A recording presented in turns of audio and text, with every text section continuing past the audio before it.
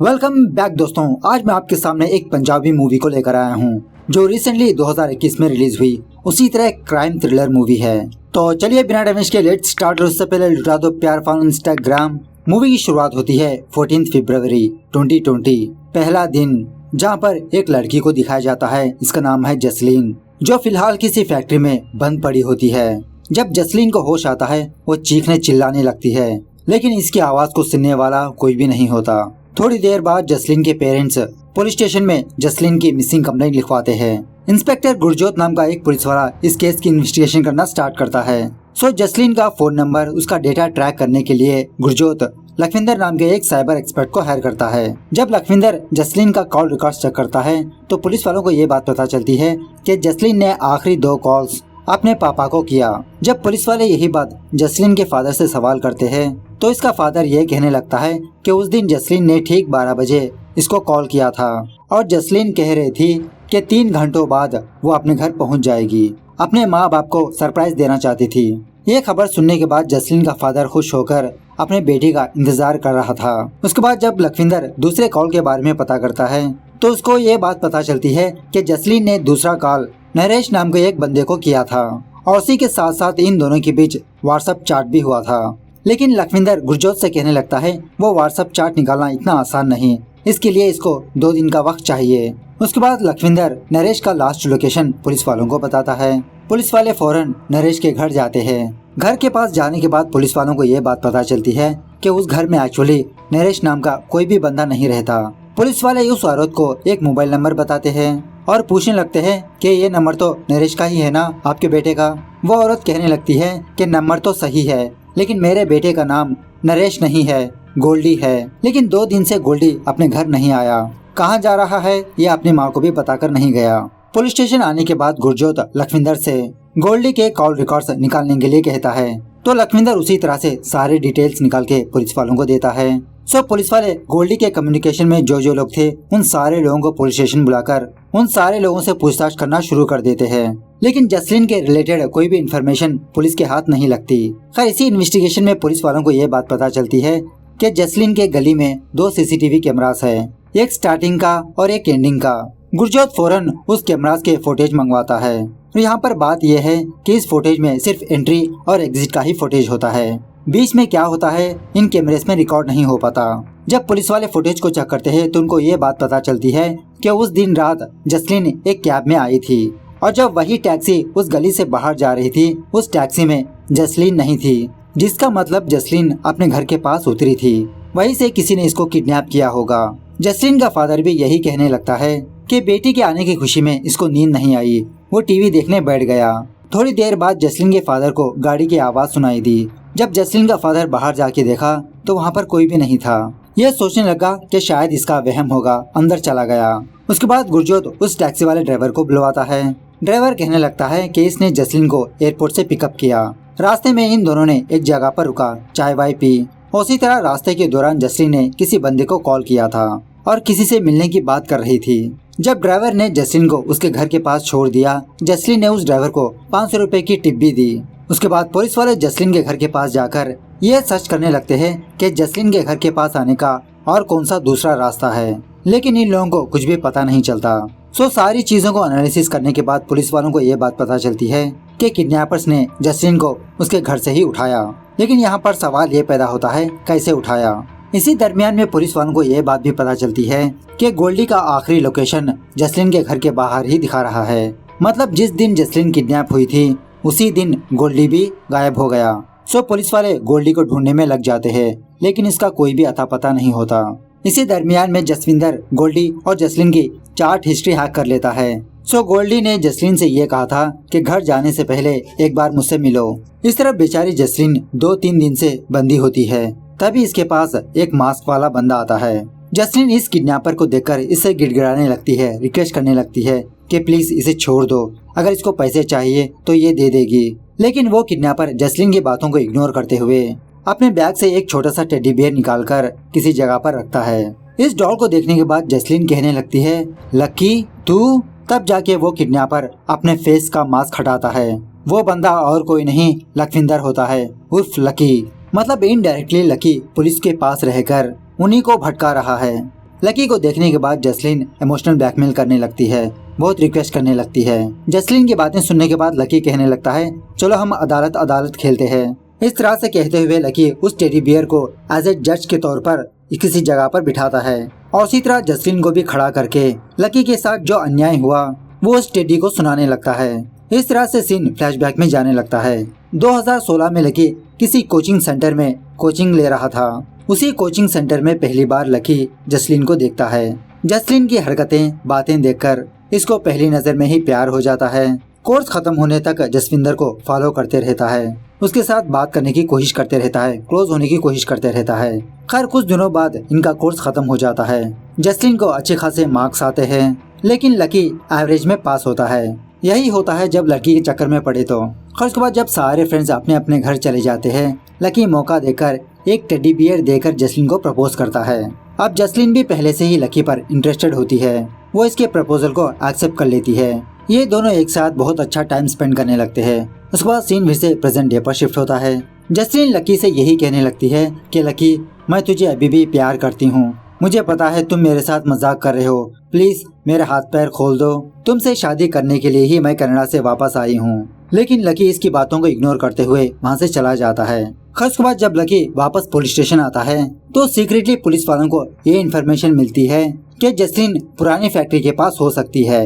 ये खबर सुनने के बाद लकी बहुत घबरा जाता है और लकी भी पुलिस वालों के साथ फैक्ट्री जाने लगता है। जब सारे पुलिस वाले फाइनली फैक्ट्री के पास पहुंच जाते हैं, लकी पुलिस वालों को भटकाने के लिए ये कहने लगता है कि सर अभी भी जसलीन का फोन ऑन हुआ है, इसका लोकेशन कहीं दूसरी जगह पर दिखा रहा है, हमें वहाँ पर चलना चाहिए। सो पुलिस वाले उस फैक्ट्री को बिना चेक किए दूसरे लोकेशन पर जाने लगते हैं। जसलीन सायरन की आवाज सुनकर चीखने चिल्लाने लगती है, लेकिन उन गाड़ियों की आवाज में पुलिस वालों को जसलीन की आवाज सुनाई नहीं देती। जब पुलिस वाले लकी के बताए हुए लोकेशन पर जाते हैं तो यहाँ पर इनको कुछ घंटा नहीं मिलता।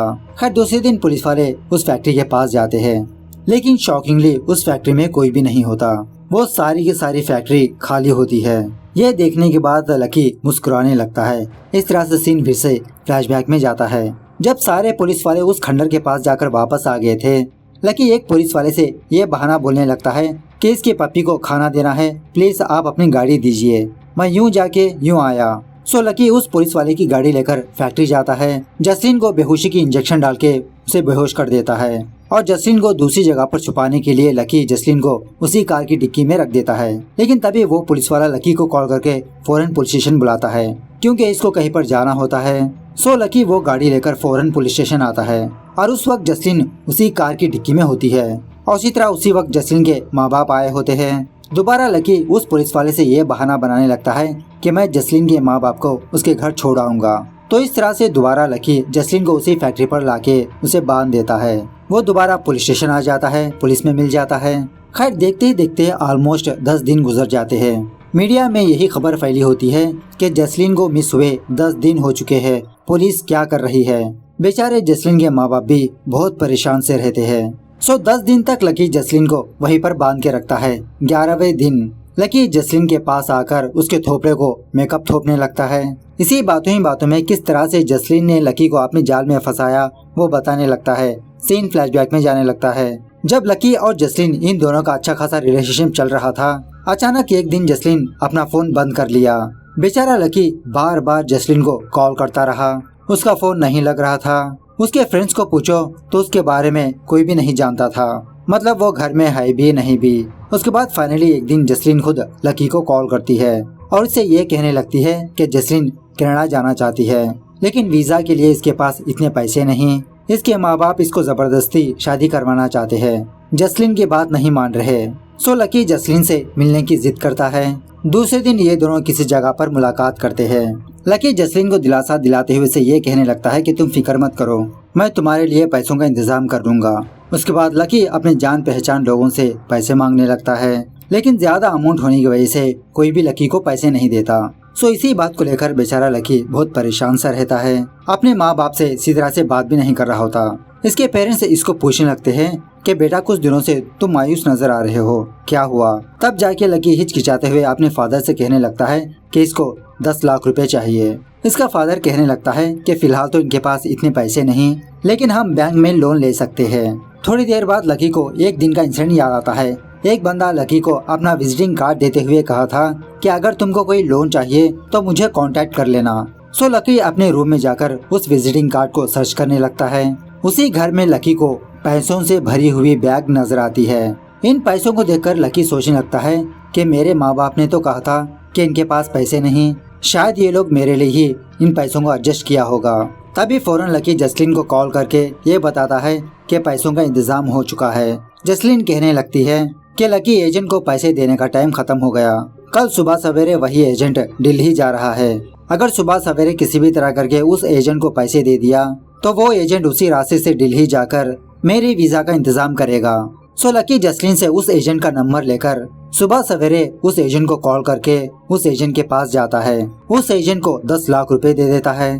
अब उसी दिन जसलीन का बर्थडे होता है। लकी और जसलीन ये दोनों जसलीन का बर्थडे सेलिब्रेट करते हैं। ये दोनों बहुत ही अच्छे से एक दूसरे के साथ टाइम स्पेंड करने लगते हैं। थोड़ी देर बाद जब लकी वापस घर आता है तो लकी ये देखता है कि पुलिस वाले लकी के फादर को पुलिस स्टेशन ले जा रहे हैं, उसे गिरफ्तार करके।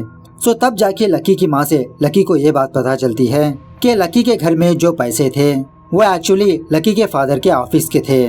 2 दिन बैंक बंद होने की वजह से लकी के फादर उन पैसों को अपने घर में छुपा के रखा था। सो जब सुबह उठ के देखा तो सारे के सारे पैसे गायब। लकी के माँ बाप ये समझने लगते हैं कि शायद कल रात कोई चोर घुस आया है।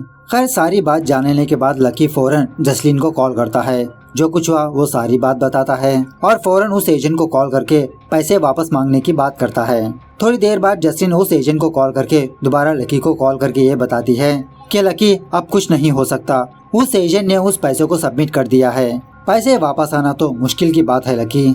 उसके बाद सीन फिर से प्रेजेंट डे पर शिफ्ट होता है। देखते ही देखते 12 दिन गुजर जाते हैं। पुलिस के पास कोई लीड नहीं होती। सो गुरजोत दोबारा स्टार्टिंग से इन्वेस्टिगेशन करने लगता है। वो दोबारा उस सीसीटीवी फुटेज को देखने लगता है। इसे देखने के बाद पुलिस को ये बात पता चलती है जिस दिन जसलीन मिस हुई थी उसके दूसरे दिन एक ट्रक जसलीन के फादर की पुराने कार को ले जा रही थी। पुलिस वाले इस ट्रक का नंबर प्लेट को ट्रैक करते हुए उस जगह पर जाते हैं। वहाँ पर इनको ये बात पता चलती है कि जसलीन के फादर की पुरानी गाड़ी को खरीदने वाला पंजी था। पंजी एक्चुअली लकी का दोस्त होता है, उसी तरह एक हैंडीकैप होता है। सो पुलिस वाले शक के बलबूते पर पंजी को पुलिस स्टेशन लाते हैं। इसे मार पीट के यही सवाल पूछने लगते हैं कि इसने उस कार को कहां पर ले गया। बेचारा पंजी बताने लगता है कि इसने बहुत महीनों पहले उस पुरानी कार को खरीदा था, लेकिन रिपेयर करवाने के लिए इसके पास पैसे नहीं थे। काफी सारे लोगों के पास पैसा पूछा, उन्होंने मना कर दिया। फाइनली पंजी जसलीन के फादर के पास ही उधार मांगा। जब जसलीन का फादर पंजी को कुछ पैसे दे दिया तब जाके पंजी उस कार को गैराज में ले गया रिपेयर करवाने के लिए। जब पुलिस वाले यही बात जसलीन के फादर से पूछते हैं तो पंजी की सारी बात सही होती है। उसके बाद पुलिसों के पास और कोई चारा नहीं होता, पंजी को छोड़ देते हैं। पंजी मुस्कुराते हुए पुष्पा का वॉक करते हुए वहाँ से चला जाता है। उसके बाद मौका देखकर लकी दोबारा जसलीन के पास आता है। फिर से अदालत खेलने लगता है। इस तरह से सीन फिर से फ्लैशबैक में जाने लगता है। जब लकी के फादर को गिरफ्तार कर लिया था, बेचारा लकी एक दिन एक फ्रेंड के पास आता है। उसी के घर में लकी उस टेडी बियर को देखता है जो कुछ दिनों पहले लकी ने जसलीन को दिया था प्रपोज करते वक्त, और इसकी फ्रेंड से ये भी कहने लगता है कि इसने जसलीन के बताए हुए एजेंट को 10 लाख रुपए दिया। तभी उसकी फ्रेंड लकी को एक बंदे की फोटो दिखाते हुए उससे पूछने लगती है क्या वो एजेंट यही है। लकी कहने लगता है हाँ, इसी को मैंने पैसे दिया, कौन है ये। तब जाके लकी को ये बात पता चलती है कि उसका नाम गोल्डी है। जसलीन और गोल्डी ये दोनों रिलेशनशिप में है। जसलीन ने लकी को धोखा दिया, इसका इस्तेमाल किया। खैर प्रेजेंट डे पर लकी गोल्डी को भी यहाँ पर लाता है। मतलब एक्चुअली गोल्डी भाग नहीं गया था, लकी गोल्डी को भी किडनैप कर चुका होता है। जब लकी गोल्डी को मार पीट के सच बताने के लिए कहता है, गोल्डी सच बताने लगता है कि गोल्डी और जसलीन का पहले से ही चक्कर चल रहा था। जसलीन पहले से ही भाप लिया था कि लकी इसको लाइक कर रहा है, इसको प्रपोज करने की कोशिश करेगा। सो गोल्डी और जसलीन ये दोनों लकी को यूज करने का डिसाइड कर लेते हैं, क्योंकि जसलीन को कनाडा जाना था, इसके पास पैसे नहीं। सो ये दोनों लकी को फंसाने का प्लान बनाते हैं। जब जसलीन को ये बात पता चलती है कि लकी के फादर को पुलिस ले गई तो जसलीन यही बात गोल्डी को बताती है। गोल्डी कहने लगता है जैसा तुम्हारी मर्जी, अगर तुम पैसे वापस देना चाहती हो तो दे दो उसको। लेकिन जसलीन लकी को उसके पैसे वापस नहीं दी। ये दोनों सोचने लगते हैं अब पैसे वापस देकर क्या फायदा, जो इज्जत जानी थी वो चली गई, चलो हम ही रख लेते हैं। प्रेजेंट डे पर जसलीन लकी से कहने लगती है कि लकी प्लीज मुझे छोड़ दो, मैं तुम्हारे पैसे वापस कर दूंगी। और उसी के साथ साथ 1 करोड़ रुपए भी दूंगी। लेकिन लकी इसकी बातों को इग्नोर करते हुए उन दोनों को वहीं पर बांध के चला जाता है। खैर सिर्फ पुलिस को ये बात पता चलती है कि गोल्डी का फ्रेंड मनोज थाईलैंड से वापस आ गया है। पुलिस वाले फौरन इसको पुलिस स्टेशन बुलाते हैं।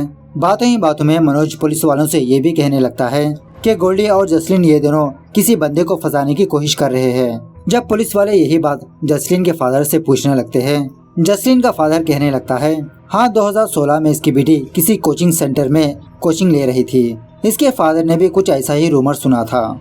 उस कोचिंग सेंटर के बारे में पता करने पर पुलिस वालों को यह बात पता चलती है कि 2016 में पंजी भी उसी कोचिंग सेंटर में कोचिंग लिया था। यह सुनने के बाद गुरजोत को सारी की सारी बात समझ में आती है। लेकिन अकेला पंजी जसलीन को किडनैप नहीं कर सकता, इसके पीछे एक और मास्टरमाइंड है। जब जसलीन कनाडा चल गई तभी से वो दोनों अपना प्लान बनाना शुरू कर दिया।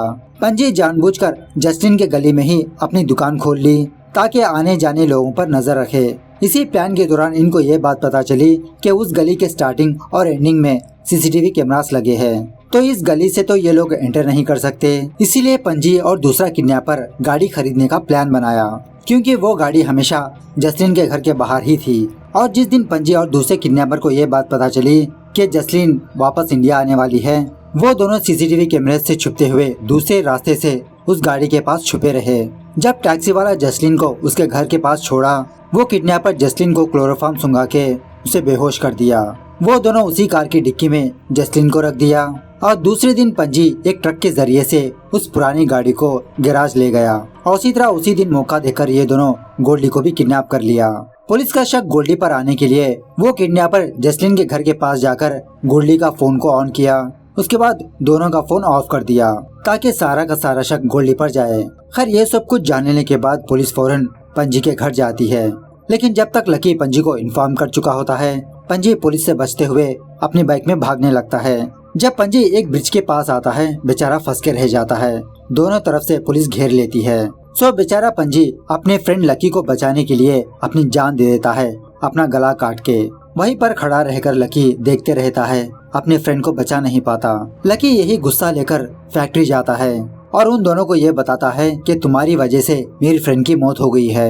ऐसा कहते हुए लकी एक रॉड लेकर गोल्डी के सर पे बार बार मार के उसे मार ही देता है। इस तरफ इसी इन्वेस्टिगेशन में गुरजोत को ये बात पता चलती है कि जिस कोचिंग सेंटर में जसलीन और पंजी कोचिंग लिया था, उसी कोचिंग सेंटर में लकी भी था। तब जाके गुरजोत को यह बात पता चलती है कि सारा का सारा गेम लकी खेल रहा है। इस तरफ लकी गोल्डी को मारने के बाद जसलीन को आगे के इंसिडेंट्स बताने लगता है कि ये सब कुछ इसने पैसों के लिए नहीं कर रहा। सीन फिर से फ्लैशबैक में जाता है।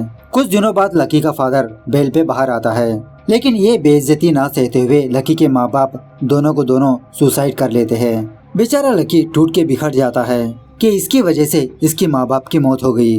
उसके बाद पंजी लकी से ये कहने लगता है कि लकी, तुम्हारे माँ बाप को ऑलरेडी पता था कि वो पैसे तुमने ही लिया था, लेकिन तुम्हारे माँ बाप ने तुमको बचाने के लिए तुम्हारे फादर जेल गए, अपनी कुर्बानी दे दी। सच जानने के बाद लकी अपनी जान देने के लिए रेलवे ट्रैक पर जाता है, लेकिन पंजी किसी भी तरह करके लकी को बचा लेता है और लकी से कहने लगता है, अगर मरना है तो तुम क्यों मरोगे, गोल्डी और जसलीन पर बदला लो।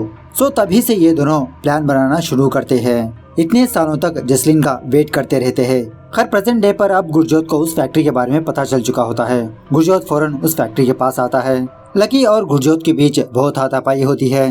गुरजोत लकी को बहुत जख्मी कर जसलीन को वहां से ले जाने लगता है, लेकिन इसी हाथापाई के दौरान लकी पुलिस की गन हासिल कर लेता है, गुरजोत को मार देता है। उसके बाद लकी जसलीन को किसी दूसरी जगह पर लाके बांध देता है और उसी तरह आज जसलीन का बर्थडे होता है। वो केक लाता है। लकी केक काटने के बाद जसलीन को बिना खिलाए उसके मुंह पर लगाने लगता है। फाइनली जसलीन को अपनी गलती का एहसास होता है। लकी से कहने लगती है कि ऐसी जिंदगी से ये इसे मार दे। लकी कहने लगता है, अगर मैं तुमको मारना चाहता था तो कब का मार देता, मैं तुमको मौत से भी बदतर जिंदगी दूंगा। अब जिस जगह पर तुम बंदी हो ये मेरे सिवा कोई नहीं जानता और यहाँ तक कोई आ भी नहीं सकता। ऐसा कहते हुए लकी अपने आप को मार लेता है, क्योंकि अब इसके पास खोने के लिए कुछ भी नहीं। माँ बाप चले गए, दोस्त चला गया। इस तरह से ये मूवी यहाँ पर दी एंड होती है। तो मूवी कैसे लगी कमेंट करके बताना जरूर। मिलते हैं अगली वीडियो में, तब तक take care, bye bye, see you soon.